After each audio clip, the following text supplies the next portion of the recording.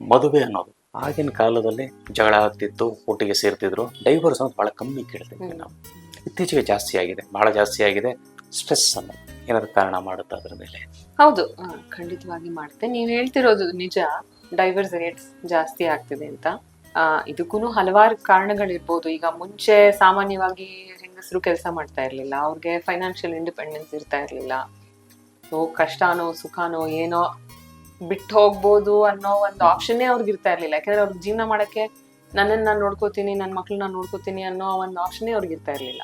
ಸ್ವಲ್ಪ ತಾಳ್ಮೆ, ಸಹನೆ ಅದೆಲ್ಲಾನು ಕಡಿಮೆ ಆಗ್ತಾ ಇದೆ ಅಂತ ಹೇಳ್ಬೋದು. ಈಗೇನೋ ಒಂದು ಸಮಸ್ಯೆ ಬಂದ್ರೆ ಕಾದು ಅದನ್ನ ಬಗೆಹರಿಸ್ಕೊಳ್ಳೋದಕ್ಕೆ ನೋಡ್ಬೋದಾ, ಇಲ್ಲ ಇಮಿಡಿಯೇಟ್ ಆಗಿ ನಾನು ಸಂಬಂಧ ಬಿಟ್ಬಿಡ್ಬೇಕು ಅಂತ ಯೋಚನೆ ಮಾಡ್ಬೇಕಾ? ಎಷ್ಟೋ ಸತಿ ಇಂಪಲ್ಸಿವ್ ಆಗಿ, ಅಂದ್ರೆ ಏನೋ ಒಂದು ಜಗಳ ಆಗುತ್ತೆ, ಇಮಿಡಿಯೇಟ್ ಆಗಿ ಡಿಸಿಷನ್ ತಗೊಂಡ್ಬಿಡೋ ಥರದ್ದೆಲ್ಲ ನಾವು ನೋಡ್ತೀವಿ.